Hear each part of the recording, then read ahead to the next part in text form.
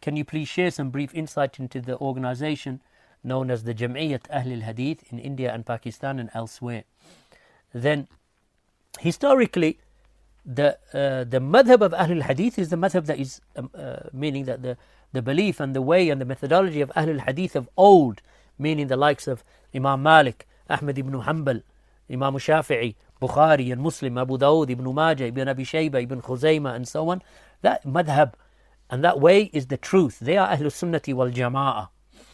And throughout the centuries, by and large, but they have remained upon the haqq, meaning the Ahlul Hadith are Ahlul Haqq.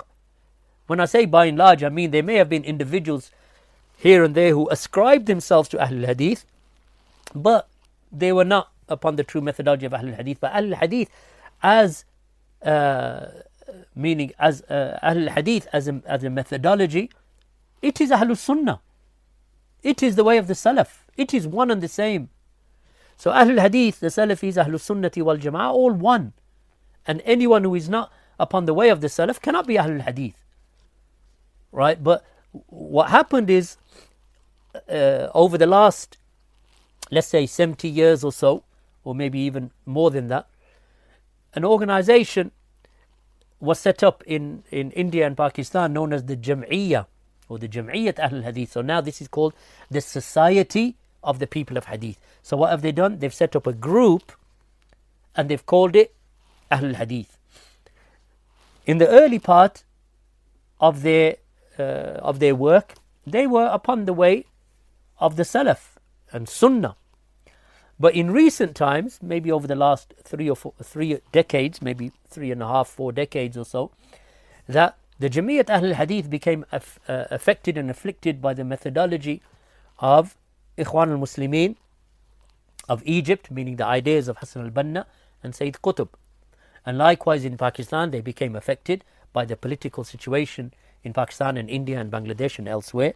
And they became very politicized. So they took on the methodology and the ideology of Ikhwan al-Muslimin and Jami'at Islami, which is Maududi's group. So they are highly politicized. And if they are not politicized, then they are individuals who are basically, they don't involve themselves in politics, but they don't clarify the manhaj either, nor do they clarify the aqidah, nor do they refute the people of bid'ah. So if you look at the Jami'at Ahl Hadith, first of all, there are many groups of them in Pakistan. There are dozens of them, literally.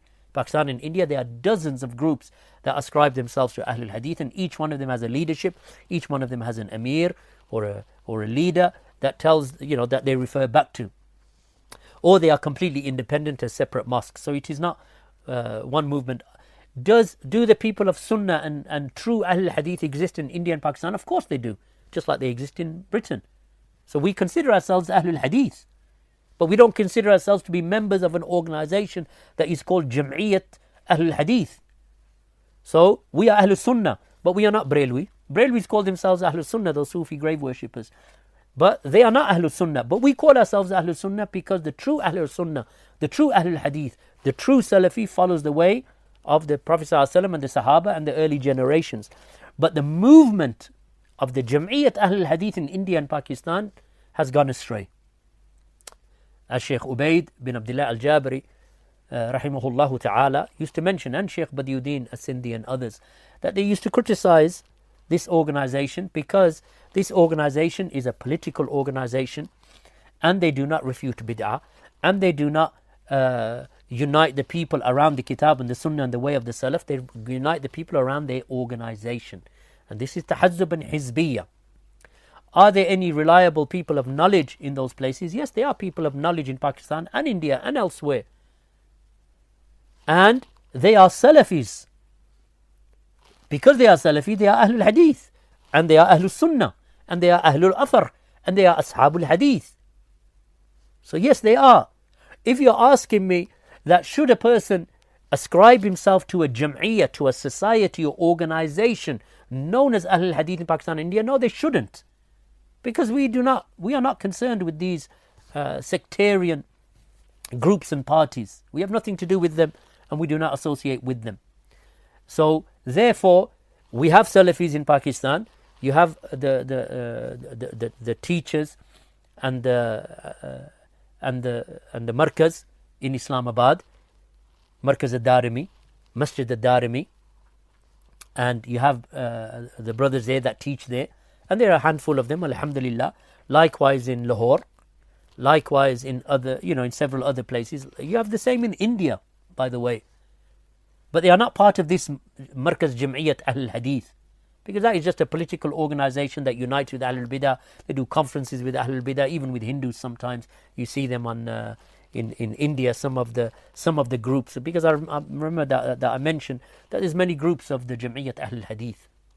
So you'll find some of them even sitting with Hindus and so on, and celebrating Independence Day in India and so on. So we say keep away from all of the Jami'at who regard themselves as Ahlul Hadith, whether in India, Pakistan or elsewhere. We have them in Britain. In Britain they are completely alongside Ikhwan al-Muslimin in their methodology, in their way that they teach, in their cooperation and tolerance of bid'ah and Ahlul Bid'ah. They are completely, away from the way of and the path of the Salaf of this Ummah.